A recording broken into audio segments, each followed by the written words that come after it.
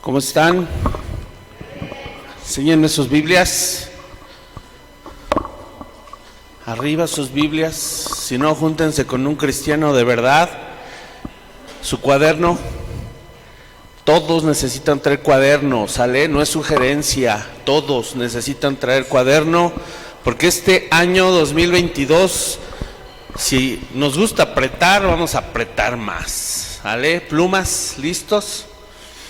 Y vamos a empezar el año nuevo hablando acerca del matrimonio. Creo que es el vínculo más poderoso que el Señor ha creado para preservar las familias. Y es maravilloso poder hablar acerca de este tema iniciando este nuevo ciclo, ¿verdad? Vamos a Génesis capítulo 2, por favor.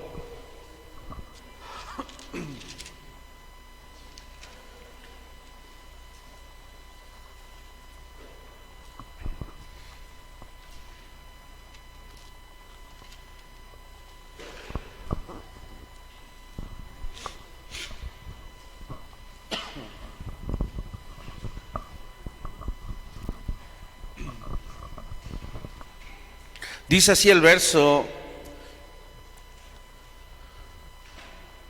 15 en adelante.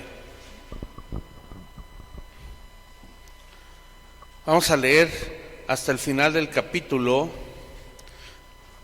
del verso 15 en adelante, pero por ahí del verso 21 necesitas parar bien las orejas, poner más atención. Dice así: tomó pues Jehová Dios al hombre, verso 15, y lo puso en el huerto de Edén para que lo labrara y lo guardase.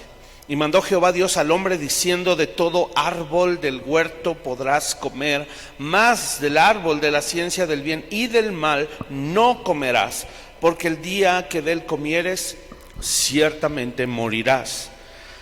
Y dijo Jehová Dios: no es bueno que el hombre esté solo, le haré ayuda idónea para él. Jehová Dios formó pues de la tierra toda bestia del campo y toda ave de los cielos, y las trajo a Adán para que viese cómo las había de llamar. Y todo lo que Adán llamó a los animales vivientes, ese es su nombre. Y puso Adán nombre a toda bestia y ave de los cielos y a todo ganado del campo, mas para Adán no se halló ayuda idónea para él. Entonces Jehová Dios hizo caer sueño profundo sobre Adán, y mientras éste dormía, tomó una de sus costillas y cerró la carne en su lugar. Y de la costilla que Jehová Dios tomó del hombre, hizo una mujer y la trajo al hombre. Dijo entonces Adán: esto es ahora hueso de mis huesos y carne de mi carne. Esta será llamada varona, porque del varón fue tomada. Por tanto, dejará el hombre a su padre y a su madre, y se unirá a su mujer, y serán una sola carne. Y estaban ambos desnudos, Adán y su mujer, y no se avergonzaban. Vamos a orar. Padre amado, concédenos esta mañana, Padre, el privilegio de escuchar tu palabra, el privilegio que tenemos de conocerte como nuestro Padre amoroso, que nos está guiando, que nos está entrenando y disciplinando en tus principios. Señor, quita de nuestra mente todo lo que nosotros pudiéramos pensar en la carne o influenciados por el mundo. Quítalo, Señor, y permítenos sustituirlo por tu verdad. Señor, tu palabra es verdad y es la única en la cual nos apoyamos y confiamos, Señor, porque nunca, Señor, nos avergonzará si la obedecemos, si la guardamos en nuestro corazón. Señor, queremos amarte, honrarte, adorarte con nuestras vidas. Y qué mejor manera que obedeciendo tu palabra. Háblanos el día de hoy, y que este inicio de año podamos comprender la importancia del matrimonio, Señor, y cómo es que debemos ser sabios, diligentes, debemos ser radicales respecto a lo que tú hablas, Señor. tocante al matrimonio. Ayúdanos, te lo pedimos, y abre nuestro entendimiento, abre nuestro corazón, para que tu palabra sea, Señor, provechosa a nuestra vida y de fruto. Te lo pedimos hoy en el nombre de Jesús, nuestro Señor y Salvador. Amén y amén. Muy bien, esto es un mandato. Ser una sola carne, ¿sabes? Es algo que el Señor mandó por principio. Algo que el Señor manda es un principio. Y cuando hablamos de principio, ¿sabes? Tiene que ver con un origen. ¿Dónde comienza y cómo comienza? ¿Cómo es el fundamento de la humanidad? ¿Cómo es el fundamento de la primer pareja? Y el Señor establece y manda y ordena: sean una sola carne. Por eso dice ahí el Señor también a manera de ordenanza y diciendo: no es bueno que el hombre esté solo, yo le voy a hacer una ayuda idónea.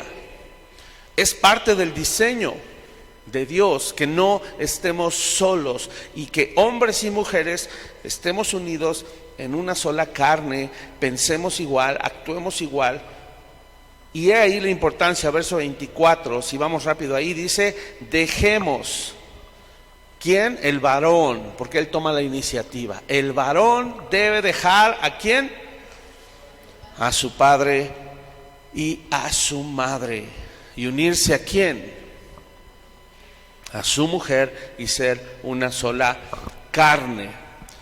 ¿Sabes? Es importantísimo esto. No sé si tú alguna vez has estudiado a fondo qué quiere decir la palabra dejará el hombre a su padre y a su madre. Esa palabra tiene que ver con un desprendimiento. Esa palabra tiene que ver con un despojarse de la cobertura de papá y mamá, porque el varón necesita rendirle cuentas a Dios por rol, no por ¿cómo decirlo? No por meramente un capricho, porque se tiene que hacer hombrecito. No es esa la frase. Es que Dios determinó que el varón debe vivir sujeto directamente a Cristo, bajo la autoridad de Cristo. Y sabes, en nuestra cultura no es así.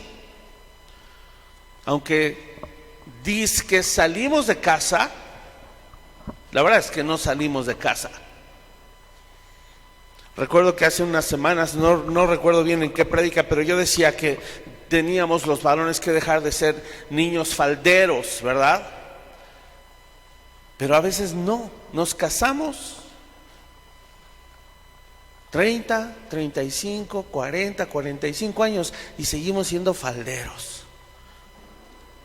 ¿Qué quiere decir eso? Que no tenemos la capacidad de tomar las riendas de nuestro hogar, sujetarnos a Cristo y vamos corriendo, o con mamá o con papá, a que nos solucionen los problemas, a que hagan las cosas por nosotros. Y sabes, como papás es tan difícil desprendernos. Este mandato no solo es para el varón, quien lo debería propiciar es el varón, el que quiere mujer, ¿verdad? O sea, es parte implícita. Tú te quieres casar, deja a tu papá y deja a tu mamá. Es algo que tú deseas, procúralo. Liberarte ya de esa cobertura, pero pasar inmediatamente a la cobertura directa de Cristo. Debería ser algo que el varón propicia. Pero es que es muy cómodo. Hemos venido hablando como la sociedad, como en México se nos hace muy fácil ser poco hombres, porque nos lo facilitan. Nos hacen la vida fácil, tanto nuestros padres como la mujer que escogemos para unirnos a ella. Y aquí hay un serio problema, porque no nada más va dirigida este pasaje, no nada más va dirigido al varón, también va dirigido a papá y mamá. Papá y mamá, suelta a tus hijos y déjalos crecer. Obviamente no a los 8, ¿verdad? A los 8 hay que tenerlos, pero bien criados, ¿no? En amonestación y disciplina del Señor, como lo habla Efesios 6. Pero si tiene 35 y sigue jugando Xbox, por Dios, crece, hijo, sal, consíguete una mujer cristiana, obviamente. ¿Ah? Debería ser nuestro deseo empujarlos, nuestro deseo decir, un día ya no vas a estar en esta casa, pero no un día a los 40, ¿verdad? Te quedan 5 y tiene 40. No, pues ¿cómo crees? No, tenemos que animarlos a que crezcan. Entonces, tanto para el varón es el mandato, como para papá y mamá. Hey, papás, recuerden, su hijo varón tiene que salir, tiene que dejarlos, tiene que abandonarlos. Eso es un abandono. Conocemos a una mujer que nos decía, estoy viviendo un duelo porque mi hijo se casó. No, así lo dijo, y veía su dolor y le estaban casi escurriendo las lágrimas. Es un despojo, te arrancan el alma, sí, y lo tenemos que vivir, tanto como varones como mujeres también, que se van de la casa para unirse a un varón, como los papás. ¿Duele? Sí. ¿Debería ser un duelo? No, tampoco, no vamos a exagerar, pero es complicado. Ahora, en el huerto del Edén, hermanos, justo aquí, Génesis, primeros capítulos, en el huerto del Edén, tanto el hombre como la mujer, dice, ambos, los dos serán ¿qué? Una sola carne. El reto era para los dos. El hombre toma la iniciativa, el hombre da los primeros pasos, pero se supone que si está unido a su mujer y el varón da un paso, ¿qué pasa con la mujer? La mujer va y camina. Si la mujer no va y no camina, ¿qué sucede? ¿Por qué razón una mujer no iría o no caminaría? Porque no está sujeta. La única manera en la que la mujer no avance al lado mío es porque no está sujeta a mi brazo. Si mi esposa estuviera aquí sujeta a mi brazo y yo camino, aunque ella no quiera, se va a mover.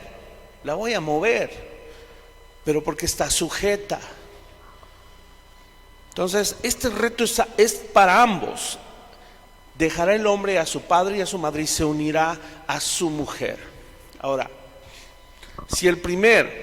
escuchen esto, si el primer gran reto del varón es dejar a papá y mamá, ¿a qué crees que la mujer, qué es lo primero en lo que le va a tener que ayudar al varón?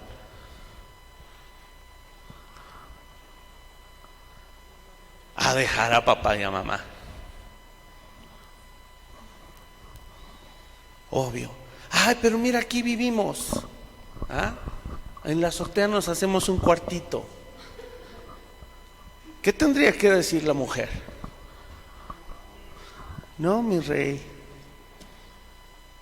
porque Dios estableció por rol y por principio que dejarás a tu papá y a tu mamá. Mejor vámonos con mi mamá. Eso debería ser menos. Aunque sea con frijolitos y cebollas, ¿va? Pan duro, no importa. Yo lo hablaba y lo repito, cuando tomas la decisión de crecer como varón, no es algo ni que debas preguntarle a Dios, Dios, ¿tú querrás que deje a mi papá y a mi mamá? ¿Será que me tengo que salir de su casa ahora que estoy casado y tengo 8 hijos? No es algo que se tenga que orar porque ya está expresado. Deja a tu papá y a tu mamá, obedece. Ay, pero es que no, la voluntad de Dios, quiero cumplirla. Por eso ya está escrita. Somos a veces tan convenencieros y tan imprácticos cuando el Señor nos ha dejado todo para que ya lo obedezcamos. Es simple. Lo que sí tendrías que orar es a cuál de los múltiples lugares como opciones tienes. Eso sí, pero que la decisión de salirte, esta es definitiva. Te tienes que salir para crecer. Ahora, yendo a la cuestión de los retos como pareja,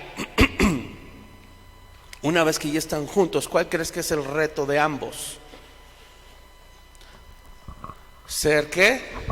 Una sola carne. ¿Cómo se logra eso? Si son dos personas criados de manera totalmente diferente. Yo te diría a veces opuesta. ¿Cómo logras eso?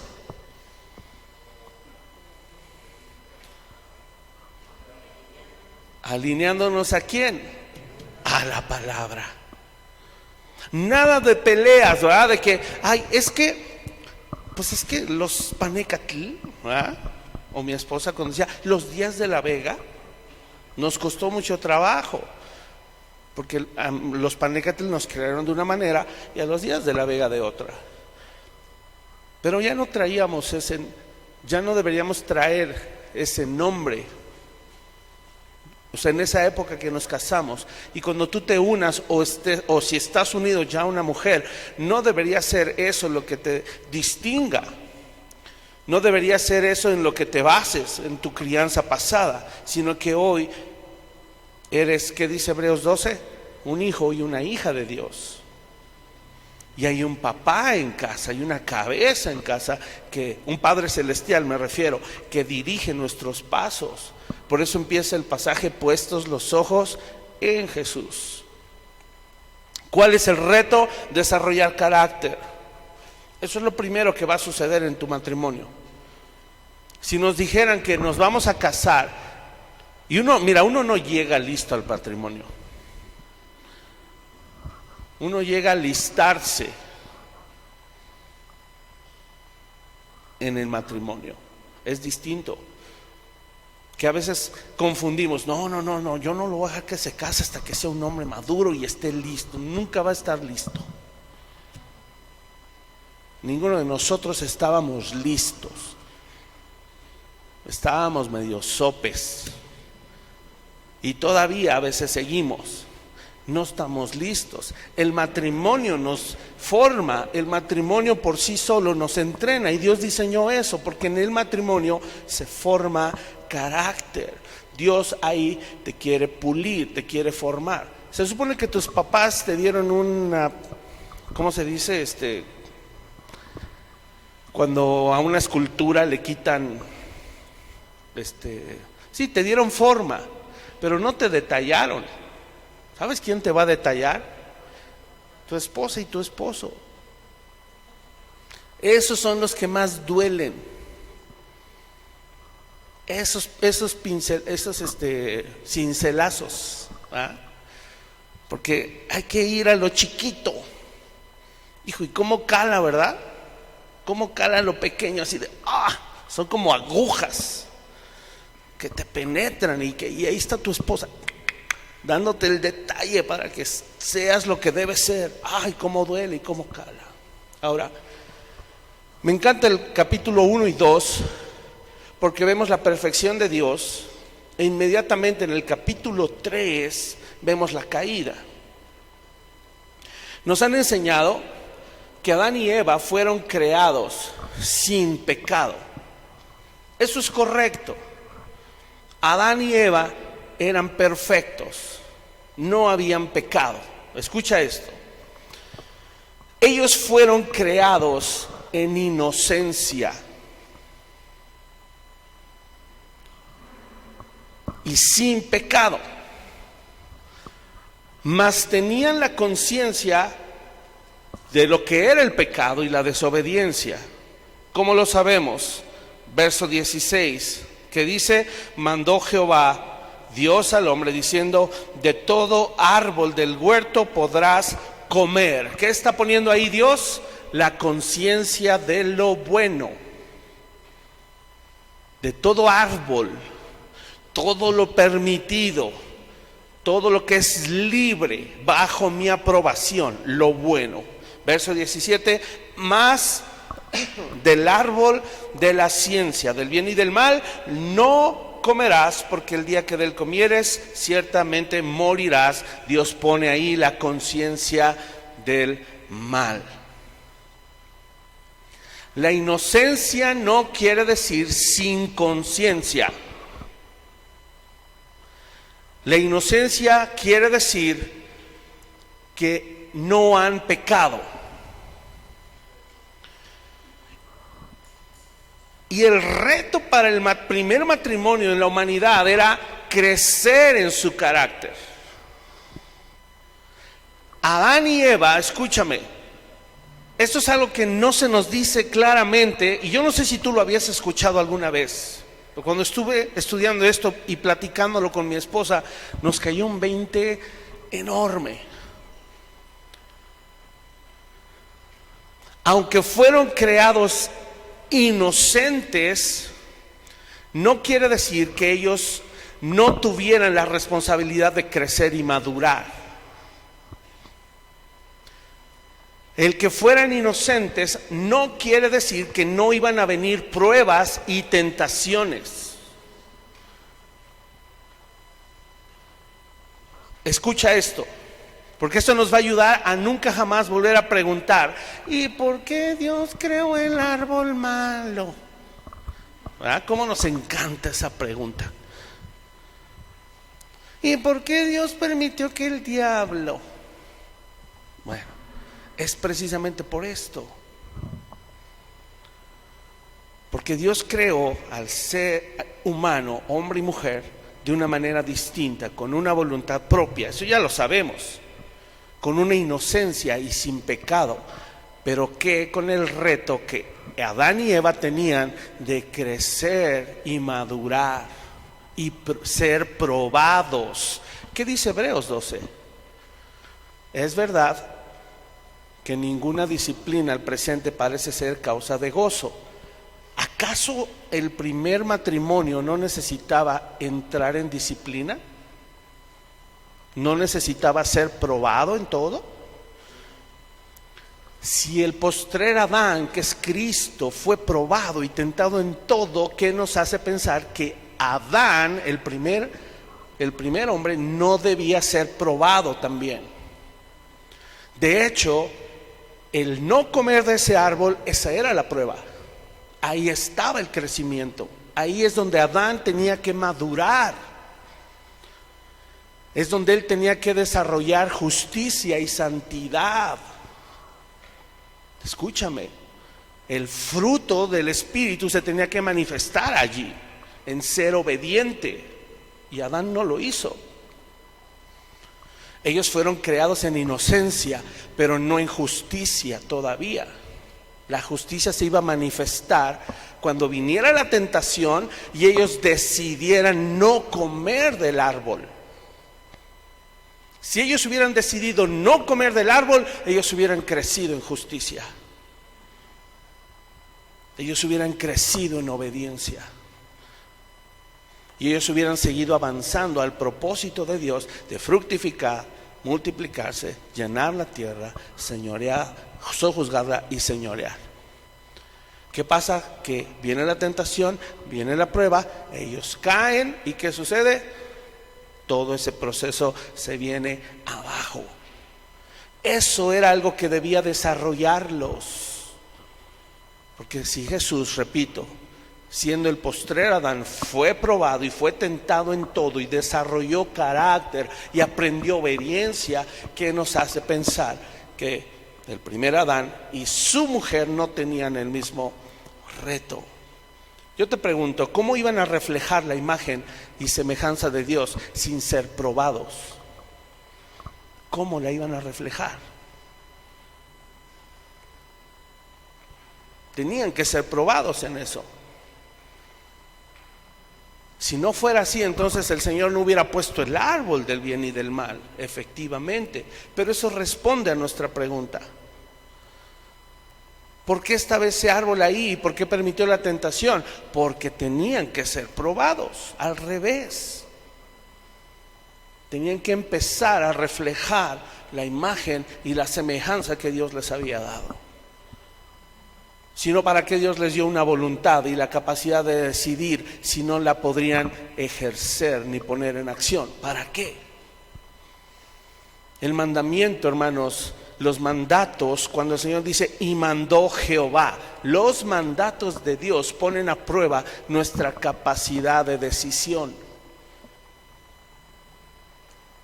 Revelan, escucha esto, revelan la calidad de nuestras decisiones.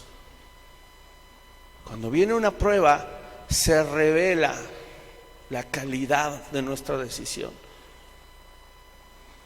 ¿Decides en calidad de hijo de Dios? Esa es tu calidad. Porque hablamos de productos de buena y mala calidad. Algo que es durable, algo que persiste. Pienso en unos tenis tal vez. Si tú vas a una tienda de montañismo y te compras unas botas de alto calibre, que por ahí andan rondando creo que entre los 8,000 pesos, ¿no? 8, 10,000 pesos. Son botas que sabes que vas a poder ir y subir los Himalayas y hasta el del Teposteco miles de veces, y tus botas ahí van a seguir.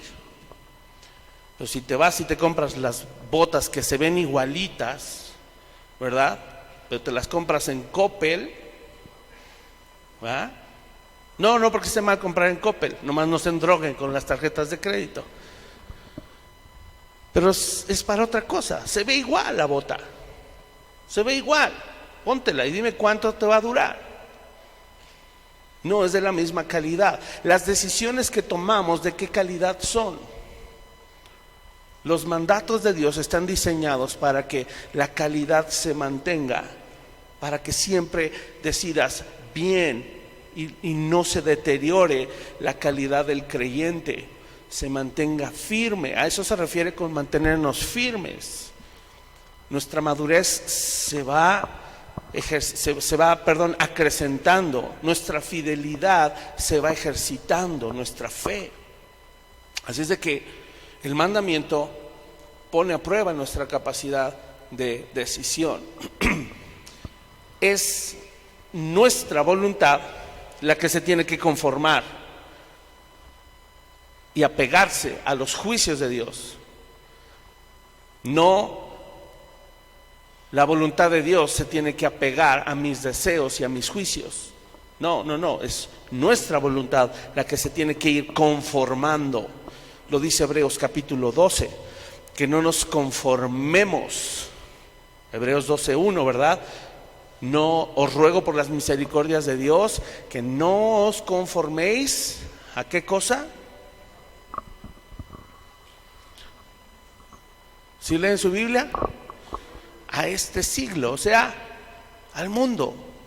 No se adapten al mundo, no tomen los criterios ni la forma del mundo.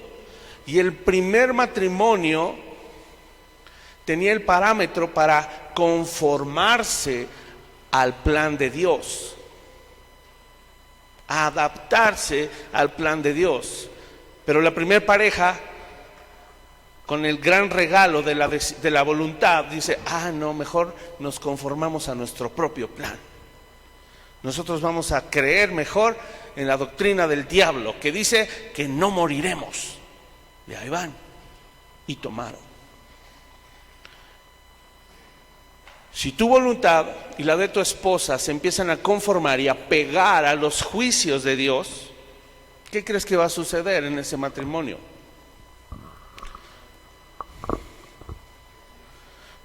Van a crecer en justicia, van a crecer en santidad. ¿Sale? Entonces, esto aclara y responde esas preguntas. ¿Por qué Dios creó el árbol prohibido? ¿Por qué Dios permitió que el diablo? Ahí está, porque teníamos que ser probados. Ahora, ¿cuál es la labor máxima que se le dejó al hombre y cuál es la labor máxima que se le dejó a la mujer? De acuerdo a este pasaje en Génesis, el hombre labrar la tierra, la mujer engendrar hijos. ¿Cómo sabemos que estas eran las máximas responsabilidades? Escucha esto. Porque cuando ellos pecan, la maldición viene sobre esas dos cosas. Escúchame esto.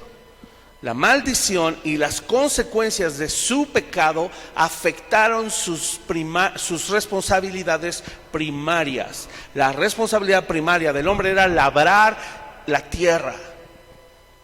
Dios no maldijo al hombre con trabajo. No. El trabajo era su responsabilidad. El trabajo siempre será una bendición. El trabajo no es una maldición.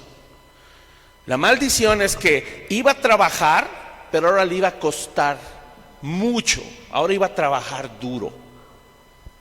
Esa es la consecuencia de la maldición. La bendición es trabajar y que produce. La maldición es trabajar duro y no te produce. Esa era la maldición. ¿Cuál era la responsabilidad primaria de la mujer? Engendrar hijos. ¿Cuál fue la maldición? Engendrarlos con dolor. Ahora, si sumas esas dos responsabilidades, te puedes dar cuenta que están relacionadas. Para el hombre tal vez representativo, labrar y producir fruto de la tierra, y la mujer es colaboradora con él. Pero en la labor de la mujer es, en cierta manera, escúchame esto, en cierta manera, sembrar una semilla, que de hecho se utiliza la misma palabra en griego, tú lo sabes. La palabra semilla viene del griego sperma. Sembrar una semilla en el útero de la mujer para engendrar vida. Las labores son las mismas, solo que una va sobre las cuestiones del sustento y otras van sobre las cuestiones del crecimiento y la reproducción natural. Escúchame, pero Dios no solo se estaba refiriendo a eso. Estas dos acciones del varón de labrar y de la mujer de engendrar son dos acciones claves que les ayudan o les iban a ayudar a cumplir el propósito de Dios. Labrar y engendrar, esas dos acciones le iban a ayudar al hombre y a la mujer a fructificar, a multiplicarse, a llenar la tierra, a sojuzgar y a señorear. Si el hombre no labraba la tierra, la familia no iba a tener que comer y no se iban a poder multiplicar ni llenar la tierra. Si la mujer no engendraba hijos, ellos iban a morir y la extinción de la raza humana. ¿Sí me explico? La labor del hombre afecta directamente a su esposa y a su familia, y la labor de la mujer afecta directamente al hombre y a su familia. Y los dos, sin esas dos responsabilidades, no se podría haber sostenido la vida en la tierra. Desgraciadamente, lo que sucedió es que esa responsabilidad primaria no se quitó.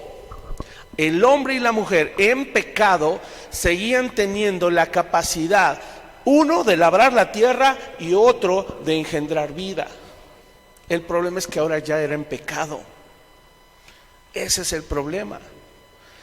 El hombre no puede evadir su responsabilidad de labrar la tierra. No puede. Pero no se refiere solamente a ir y buscar la chuleta.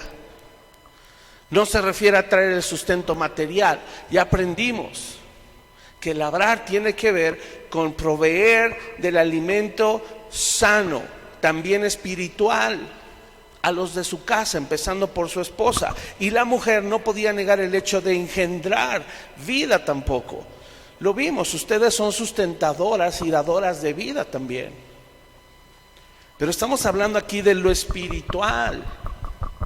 Estas dos acciones nos van a ayudar a que cada uno sepa hoy cuál es el rol que debemos cumplir. Ahora viene Jesucristo y nos redime, nos quita la maldición. Eso no quiere decir que ahora el hombre no debe trabajar. Quiere decir que ahora puede trabajar a través de Cristo. La mujer no se puede quitar el privilegio de engendrar hijos, como hoy promueve el feminismo. De hecho, eso es quitarle su esencia de mujer. Al revés, el feminismo atenta en contra de la feminidad. Aquello único de las mujeres, el feminismo se los está arrebatando. Su labor de parte de Dios es engendrar hijos. Por eso naciste mujer. Y si eres una jovencita y piensas, ay no, yo no quiero porque los trae uno a sufrir al mundo, estás negando el rol que Dios te dio. Repito, no es lo único para lo que sirves, ya lo hablamos hace 8 días.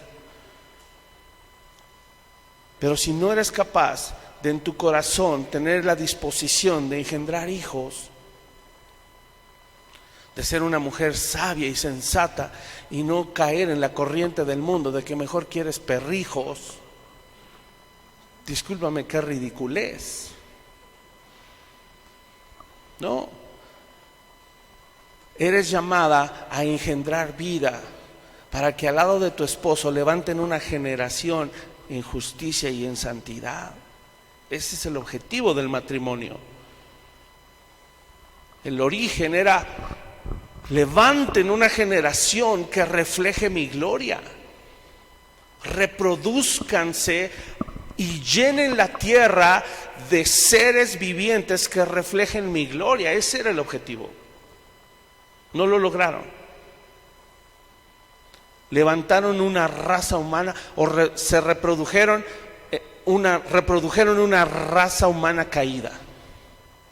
Y cuando viene Cristo a redimirnos a través de Él, hombre y mujer, tomando su rol nuevamente, labrando y engendrando, podemos levantar una nueva raza, por así decirlo. Una generación nueva de hijos de Dios. Esto no se logra más que a través del matrimonio. ¿Sabes? Jesucristo nos considera su esposa, y yo lo he hablado. Qué hermoso es cuando Cristo se une a su iglesia, ¿no?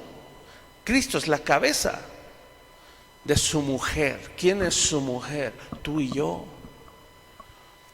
¿Qué produce la unión de Cristo con su iglesia? Hijos de Dios. Qué hermoso es eso. Entonces es en la unión con Cristo, de su iglesia con Cristo, en donde podemos generar un ambiente propicio para que más gente nazca de nuevo. Obviamente esa obra la hace el Espíritu Santo, pero requiere de matrimonios piadosos, hermanos. ¿Es tu deseo ser un matrimonio piadoso? Si sí, pues bueno, estás ya aprendiendo a conocer cuál es tu rol como varón y como mujer y cómo complementarte con tu pareja. ¿Sale? Estos roles, hermanos, si no los conocemos, ¿sabes qué va a pasar? Que entre parejas nos vamos a empezar a pisotear mutuamente. Vamos a empezar a destruir todo lo que el Señor ha hecho, todo lo que se ha logrado. ¿Cómo? ¿A través de qué? ¿Sabes? El mundo promueve mucho la competencia entre géneros. No va por ahí el asunto. Competir entre parejas es destructivo. Dios nunca dijo: dejará el hombre a su padre y a su madre y competirá con su mujer. ¿Así dice? No dice así. Unirse es...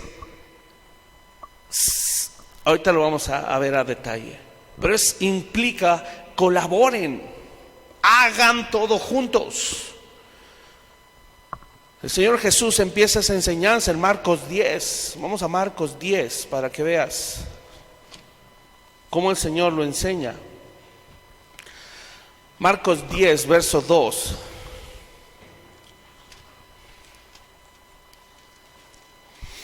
Jesús habla o enseña sobre el divorcio. Marcos 10:2 dice: y se acercaron los fariseos y le preguntaron para aprender con un corazón dispuesto. ¿Así dice? No, para tentarle, si era lícito al marido repudiar a su mujer.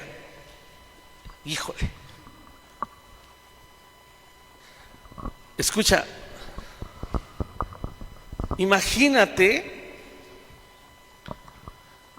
que estuvieras, porque no sé si sabes, en toda la Ciudad de México y en todo el país, y en cada país hay asociaciones o agrupaciones de pastores.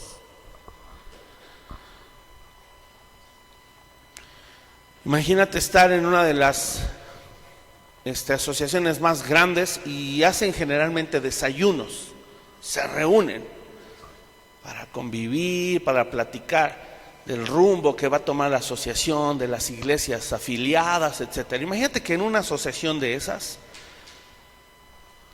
se parara alguien y dijeran: a ver, hermanos pastores, ¿es permitido despreciar a nuestra esposa? ¿Aplicaría la pregunta? O sea, ¿sonaría muy santo? ¿Sonaría apropiado?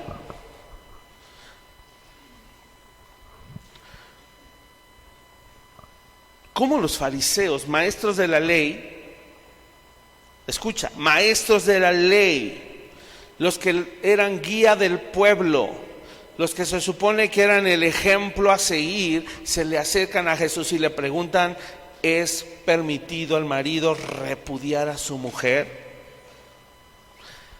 Él les respondió diciendo: ¿qué les mandó Moisés?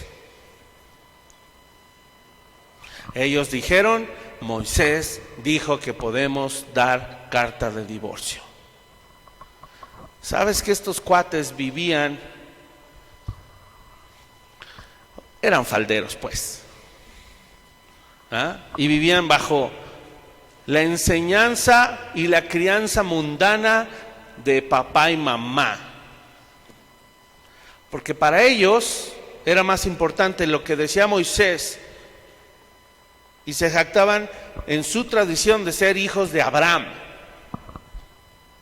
Pero un hijo de Dios es distinto. Y ahí la diferencia entre un religioso legalista, que es al revés, hermanos. Los religiosos legalistas son los que traen cosas del mundo y las quieren alinear a su conveniencia. Es al revés. Esos son los verdaderos legalistas y religiosos, los que distorsionan la palabra de Dios. Pero Jesús claramente dijo: no, eso dijo Moisés, y les voy a explicar por qué Moisés permitió dar carta de divorcio. No les dio ahí un estudio de 1 hora, él fue directo al grano. En el verso 5, respondiendo Jesús les dijo: por la dureza de su corazón les escribió este mandamiento. Pero, ¿qué cosa? Al principio, ¿te acuerdas que hablábamos de principios? Pero el principio de Dios, lo que en el origen Dios pensó, lo que nuestro Padre Celestial, soberano en la creación, por encima de Moisés, por encima de Abraham, por encima de ustedes fariseos, es: varón y hembra los hizo. Por esto dejará el hombre a su padre y a su madre, y se unirá a su mujer, y los dos serán una sola carne. Y además él añadió, porque lo que Jesús está a punto de añadir no viene en Génesis. Él añadió, y él tenía la autoridad para añadir: así que no son ya más dos, sino uno. Por tanto, lo que Dios juntó, no lo separe el hombre. Palabra dura, ¿no? Esto es lo que muchos critican y dicen: ay, es que eso es muy religioso, pastor, muy legalista. No, es que es al revés. Los fariseos eran los legalistas, distorsionando el concepto del matrimonio. Esto es apegarse al principio de Dios, en donde hay bendición. Ahora, encima de esto, todavía los discípulos, dice que en casa volvieron los discípulos a preguntarle de lo mismo. ¿Por qué crees que le volvieron a preguntar? Les chocó, les golpeó en su corazón. Dijo: no es posible, Jesús. Estás deshaciendo toda nuestra cultura, toda nuestra forma de pensar, todo nuestro esquema. Lo estás tirando a la basura. Y Jesús les dice: cualquiera, verso 11, que repudia a su mujer y se casa con otra, no hay vuelta atrás, comete adulterio contra ella. ¿Y qué creen, chiquitos y chiquitas? También si la mujer repudia a su marido y se casa con otro, comete adulterio. ¡Pum! ¿La vara dónde se fue? Hasta arriba. Quiero decirte algo que anoté. Si en un matrimonio ya se llegó al punto de pensar en un divorcio, quiere decir que hace ya mucho tiempo se olvidaron los roles y el propósito de Dios. Me refiero a creyentes. Si tú en el pasado viviste una situación o experimentaste un divorcio, entendemos, no conocías al Señor. No pasa nada. 2 Corintios 5:17 es tu reseteo. De modo que si alguno está en Cristo, nueva criatura es. Antes no estabas en Cristo. Las cosas viejas pasaron, he aquí, todas son hechas nuevas. Borrón y cuenta nueva, pero cerciórate de estar en Cristo. Pero para dos creyentes ni siquiera debería ser una opción. No lo es. ¿Por qué se llega al punto de mencionar divorcio en casa? Porque se olvidó el rol, se olvidó el propósito de Dios respecto a la unión de pacto. Es un pacto, hermanos. El matrimonio pierde sentido cuando nos empezamos a enfocar en cosas materiales, mundanas o superficiales. Pierde sentido cuando empiezo a pelear por mis ideas y no querer establecer las ideas de Dios. ¿Sabes otra cosa? Es decir, que cuando el matrimonio gira en torno a demandas, porque en eso se empieza a convertir el matrimonio. Yo demando que tú hagas esto y te comportes así y hables así porque así a mí me gusta. Y además tú a mí me aceptas como soy, ¿verdad? Cuando el matrimonio gira en torno a demandas, porque el mundo ya nos metió en la cabeza que debemos conducir la relación de tal manera que si te sientes vacío, pues tienes derecho a tu libertad y ser feliz. Ah, caray. Y por eso queremos más, ¿va? Y por eso nos es tan fácil dejar a una mujer y buscar a otra, porque nos tragamos lo que el mundo dice. El mundo dice que mereces ser feliz. ¿Y qué crees? El mundo tiene razón si tú quieres vivir en base a los principios del mundo, que es gobernado por el príncipe de la potestad del aire. Eres un hijo del diablo, por supuesto, dale. El diablo da beneficios a sus hijos. Pero también Dios da beneficios. ¿Sabes qué es lo increíble? Que los mundanos creen que esos son beneficios. Creen que son beneficios que el diablo les otorga. Ni saben que es el diablo que se los está otorgando y que los está dirigiendo a la destrucción. Ni lo saben. Porque están, dice ahí, cauterizados. Nublada su vista. Entonces, cuando el matrimonio gira en torno a demandas, queremos más.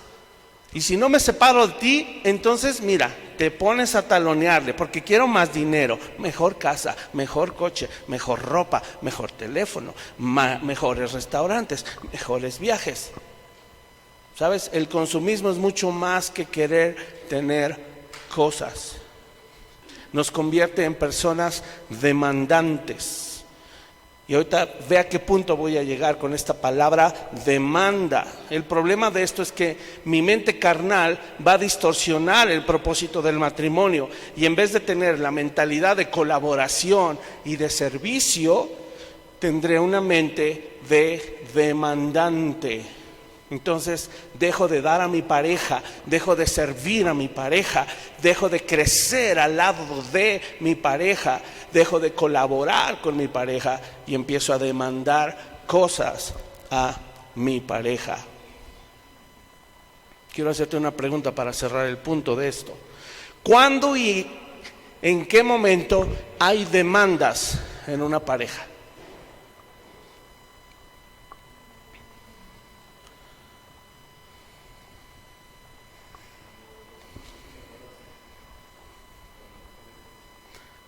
No, me refiero a esa palabra, demanda.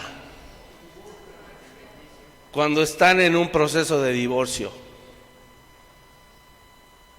Si tú ya estás casado y vives con una mentalidad de demandarle al otro, ya estás en proceso de divorcio, aunque no lo hayas dicho. Porque tu mentalidad es demandar del otro para tu beneficio, para tu egoísmo.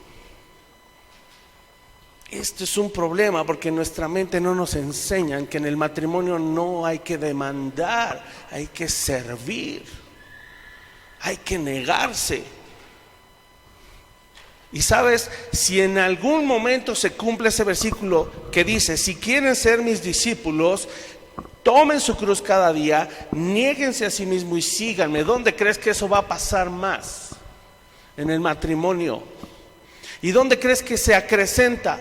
Cuando llegue el primer hijo, y el segundo, y el tercero. Y yo que, bueno, bárbaro, no teníamos teles, bueno sí, pero no servían. 4. La demanda es alta, sí. ¿Es labor de mi esposa demandarme? No. ¿Cuál es su labor? ¿Exigirme?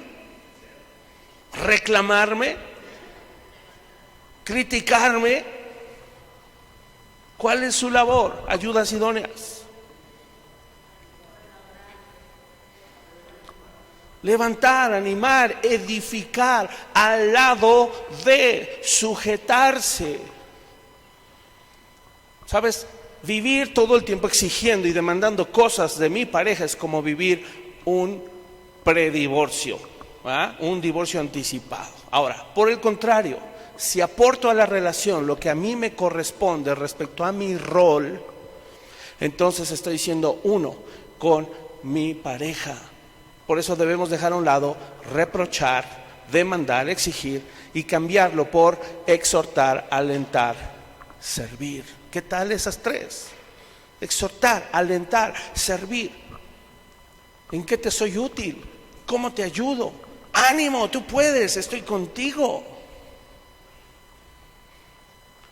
Lo decíamos, su palabra es Eser, como Ebenezer, hasta aquí nos ayudó Jehová.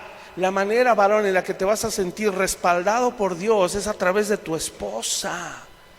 Esa labor le está dando Dios a la mujer. Mujer, se lo dije hace 8 días, no tomes en poco tu rol.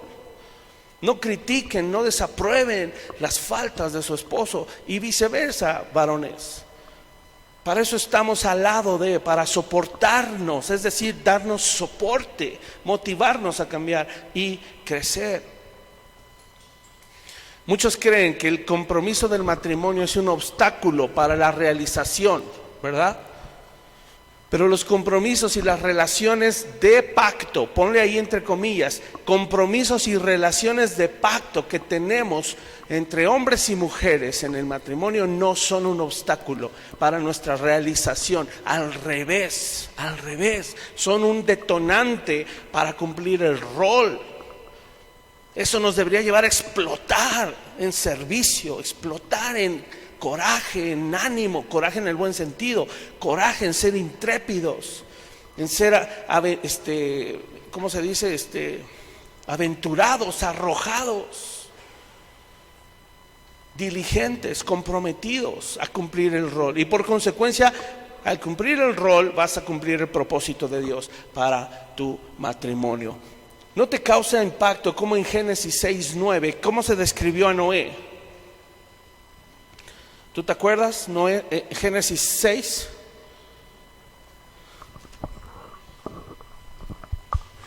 Génesis 6, ¿qué dice?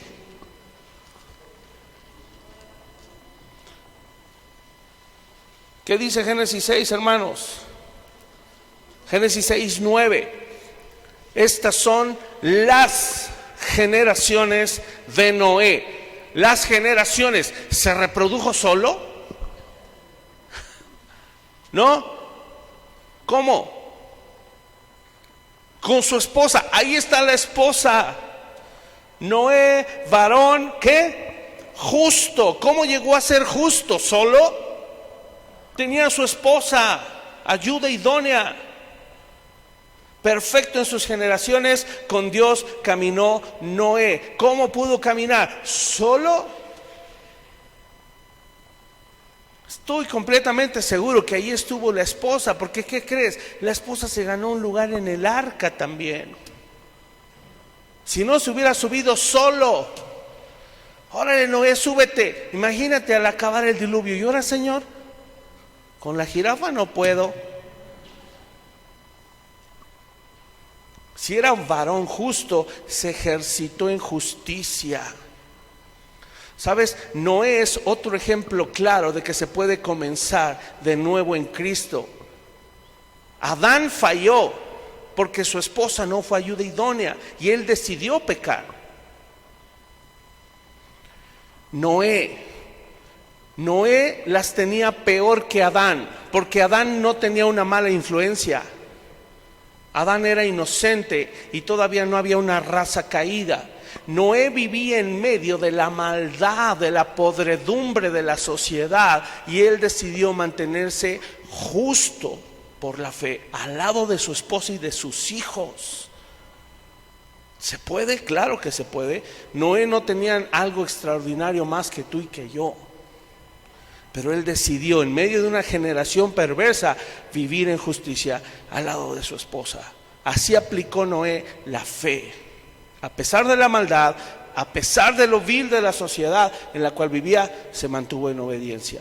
Esa es la clase de fe que te lleva a creer y obedecer la palabra de Dios. Cuando creemos y obedecemos, ¿qué crees? Es entonces esa clase de fe que nos es contada por justicia. Es esa clase de fe que te lleva a moverte, a vivir y actuar en obediencia. Y solo es a través de la gracia de Cristo. No lo merecíamos y hoy podemos. Por eso dice, el justo por la fe que vivirá. No era varón justo. ¿Por qué vivió? Por su fe, fidelidad, por su obediencia a Dios en medio de una generación de maldad. Fe sin obras es muerta, diría Santiago. La fe genuina te va a impulsar a ser un creyente, un varón de Dios, y a ti como esposa a ser una ayuda fiel, una ayuda idónea. Tanto la fe como las obras, ambas cosas, ¿de quién provienen? ¿Quién las da? ¿Podemos solos? No. Y he ahí cómo voy a cerrar esto. Dios nos da el deseo y la capacidad de lograrlo a través de Jesucristo. Dice su palabra, Filipenses capítulo 2, Él pone el querer como el hacer. Dice, por tanto, amados míos, Filipenses 2, 12 y 13, por tanto, amados míos, como siempre han obedecido, no como en mi presencia solamente, sino mucho más ahora en mi ausencia, ocúpense de su salvación con temor y temblor. Porque Dios es el que en ustedes produce así el querer como el hacer por su buena voluntad. ¿Por qué un creyente debería ocuparse de su salvación con temor y temblor? ¿Por miedo a perderla? Pregunto. No, porque no se pierde. Entonces, ¿por qué se ocupa en su salvación con temor y temblor?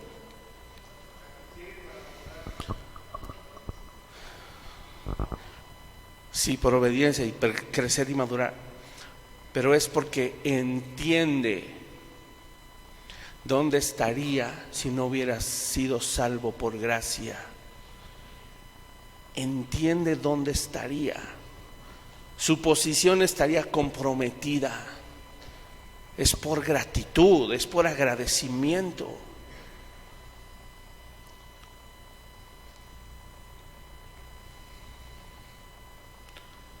Termino con este pasaje. Josué exhortando al pueblo. Josué en sus últimos días. Josué capítulo 23. Josué ya está viejo, avanzado en años. Y quiero que veas el capítulo 23, ¿qué dice? ¿Qué hace Josué al pueblo? Ahí en el título. Lo exhorta. ¿Qué es una exhortación? ¿Un regaño? No. Un jalón de orejas, figuradamente, ¿verdad? Es una llamada de atención, una exhortación, es una llamada de atención fuerte, que tiene como objetivo alentarte a volver a los caminos de Dios y vivir en obediencia. Eso es una exhortación. Fíjate, aconteció muchos días después que Jehová diera reposo a Israel. ¿Te acuerdas esa predicación donde hablábamos de entrar al reposo de Dios? ¿Sí se acuerdan? Entrar a la tierra prometida. Eso es lo que habla Hebreos, de entrar en el reposo. Ellos entraron en reposo de todos sus enemigos alrededor, que Josué, siendo ya viejo y avanzado en años, llamó a todo Israel, a sus ancianos, sus príncipes, sus jueces y sus oficiales. ¿Por qué llamó a los principales? Por la capacidad de persuasión, por la autoridad que tenían, por la influencia que tenían. Iba a ser más fácil llamar a los líderes que a todo el pueblo. Él contaba con que los líderes, las cabezas de hogar, fueran y reprodujeran este mensaje. Fíjate. Y ustedes, verso 3, y vosotros habéis visto todo lo que Jehová... me salté, ¿verdad? Y les dijo, yo ya soy viejo y avanzado en años, y ustedes habéis visto todo lo que Jehová vuestro Dios ha hecho con todas estas naciones por vuestra causa, porque Jehová vuestro Dios es quien ha peleado por vosotros. He aquí, os he repartido por suerte en herencia para vuestras tribus estas naciones, así las destruidas, escucha ahí, como las que quedan. A ver, ¿cómo? ¿Por qué quedaban naciones paganas? ¿Por qué quedaban? Dice que ya estaban en reposo. Estaban en reposo porque Dios les dijo, ya acabaste, ya puedes reposar. O estaban en reposo porque se confiaron y dejaron de luchar. Todavía había pueblo que echar fuera, pueblo pagano que expulsar de la tierra prometida, porque estaban en reposo. Dice, los que quedan desde el Jordán hasta el mar grande hacia donde se pone el sol. Y Jehová vuestro Dios las echará. O sea, ahí está diciendo, la labor no ha terminado, hay que seguir trabajando. De delante de vosotros. Y las arrojará de vuestra presencia. Y vosotros poseeréis sus tierras.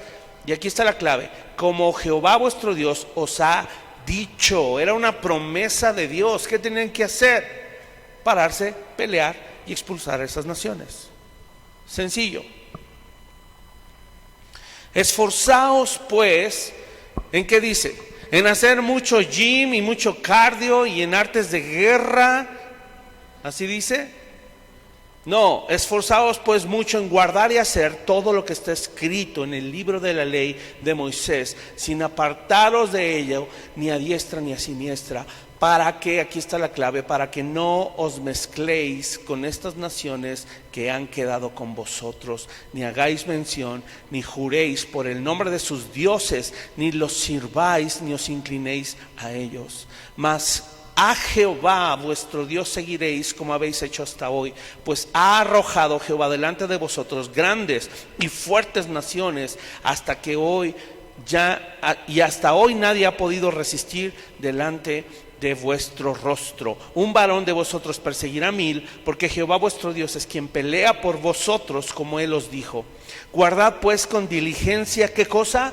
Vuestras almas, para que améis, la máxima del hombre, améis a Jehová vuestro Dios, porque si os apartareis y os uniereis a lo que resta de estas naciones que han quedado con vosotros, y si concertareis con ellas, ¿qué cosa? Matrimonios, mezclándoos con ellas y ellas con vosotros, sabed que Jehová vuestro Dios no arrojará más a estas naciones delante de vosotros, sino que os serán por lazo, por tropiezo, por azote para vuestros costados y por espinas para vuestros ojos, hasta que perezcáis de esta buena tierra que Jehová vuestro Dios os ha dado. Paso, mecha. Acabo con esto, es muy, muy simple. No acabé hoy, voy a continuar parte 2, pero escucha esto. Dios ya había echado lo más grande. Las naciones más grandes ya las había echado. Faltaban pocas naciones, poquitas. Ya era prácticamente, podríamos decir, era insignificante lo que faltaba por expulsar. Ahora, si a este término naciones le ponemos problemas matrimoniales, pecados, ideas mundanas de pensar que están dentro de nuestro matrimonio, sabes, cuando uno llega a Cristo, Él se encarga pronto, al principio, de echar lo más grande, lo más difícil. Pero ¿sabes cuál es el problema del creyente? Que entra en reposo cuando no debe entrar en reposo. Un creyente nunca debería entrar en reposo. Un creyente nunca debería echar la pachorra. ¿Saben qué es pachorra? La pasguatez. Tienen el mismo origen grecolatino. La flojera. Un creyente, como cita nuestra bella lona de Hebreos 12, ¿qué debería estar haciendo todo el tiempo?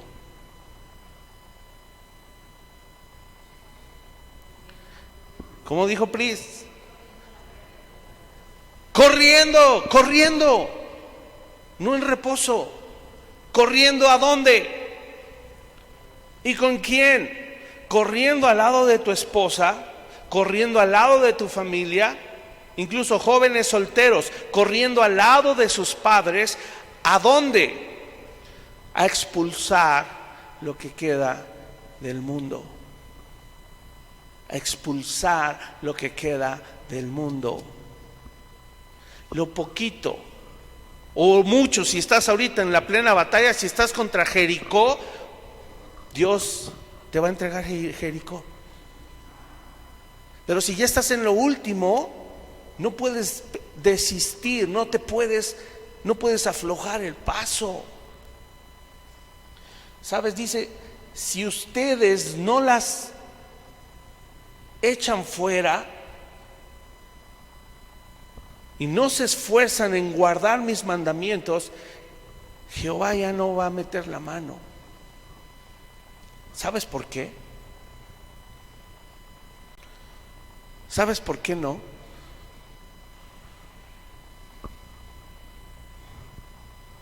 ¿Cuántos podrían decir, es que Dios no metió la mano en el huerto del Edén? ¿Fue así? Es que Dios debió haber extendido su mano y darle un manotazo a Eva.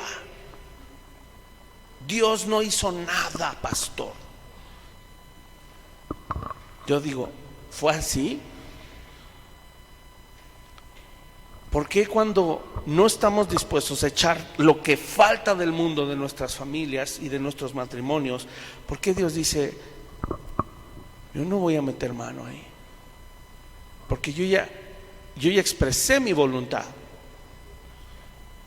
Y además ahora en Cristo, escucha, en Cristo les he dado una nueva responsabilidad también. La responsabilidad en Cristo no se anula. Lo dice la palabra, y ya no continúe, pero lo vamos a ver en 8 días. La palabra habla de que tenemos que ser pasados por fuego, tenemos que ser probados, tenemos que ir a la guerra todavía contra esas naciones paganas. No la guerra entre nosotros, sino hacia el mundo. La lucha no es entre mi esposa y yo y mis hijos. La lucha es al lado de ellos, en contra del mundo. ¿Y sabes por qué Dios no hace nada? Porque los mandatos de Dios revelan la calidad de nuestras decisiones. Y cuando tú y yo no estamos dispuestos a echar fuera el mundo de nuestra familia, Dios dice, yo no puedo hacer nada, porque ahí hay un corazón duro. ¿Qué hace el Señor? Él es paciente. Y eso no quiere decir que Él no hace nada. Te manda el pastor los domingos a predicarte, a darte piedricaciones, ¿verdad? Te manda a lo mejor a tu esposa a incomodarte, o a alguno de tus hijos, algún amigo cristiano, alguna prédica en YouTube. De alguna manera el Señor va a persistir, eso es su paciencia. Él va a seguir hablándote, pero Él no va a venir a obrar un milagro. Escúchame, Él no va a venir a obrar un milagro en una tierra que no quiere ser transformada. ¿Dios es un Dios de milagros? Sí, pero Él no se conduce mayormente en la vida cristiana a base de milagros. Dios, como un Padre amoroso, se conduce a base de disciplina. Él no va a obrar un milagro en ti si tú persistes en pecar. Él va a dejar que vivas tus consecuencias.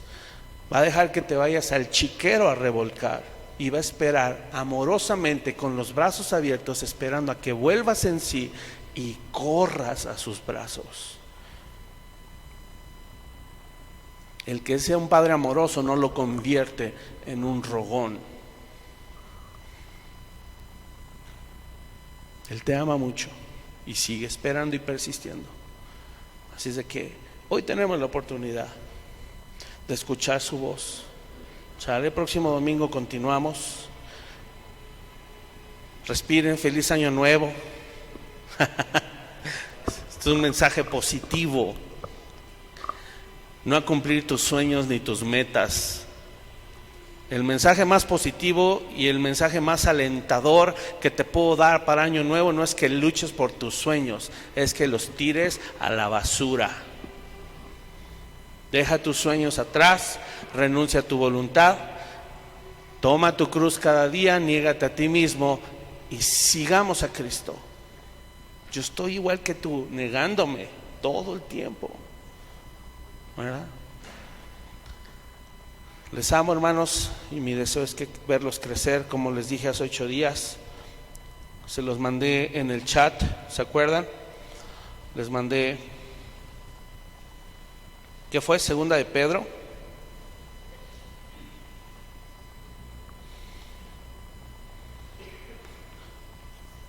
Segunda de Pedro 3:18. Vamos a ponernos de pie. Vamos a orar en base a este versículo que dice: antes bien, crezcan en la gracia y en el conocimiento de nuestro Señor y Salvador Jesucristo. A Él sea gloria ahora y hasta el día de la eternidad.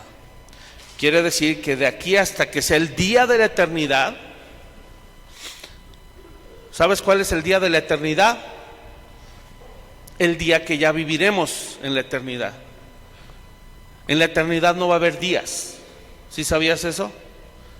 No le podemos llamar los días de la eternidad, porque la eternidad no tiene días. No hay reloj, porque nunca va a acabar. Pero el día que entremos a la eternidad, ese día, ¿cómo te vas a presentar al Señor? ¿Tu vida va a ser gloria, honra, va a ser adoración pura? La única manera de llegar así es creciendo en la gracia y en el conocimiento de Jesucristo. Vamos a orar. Padre, pon nuestras vidas, Señor, pon nuestros corazones dispuestos. Tu palabra dice que pones en nosotros tanto el querer como el hacer, el querer cumplir tu buena voluntad, el podernos deleitar en tus designios, en tus mandatos, en lo que tú ya expresaste en tu palabra.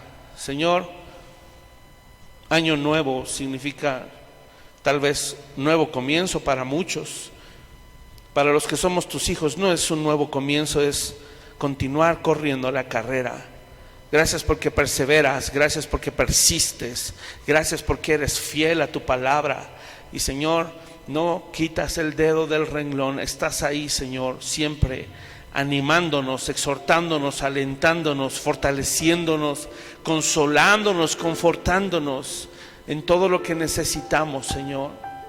Padre, confiamos en tu gracia, confiamos en tu palabra. Nunca nos ha fallado, nunca nos ha mentido, nunca nos ha abandonado.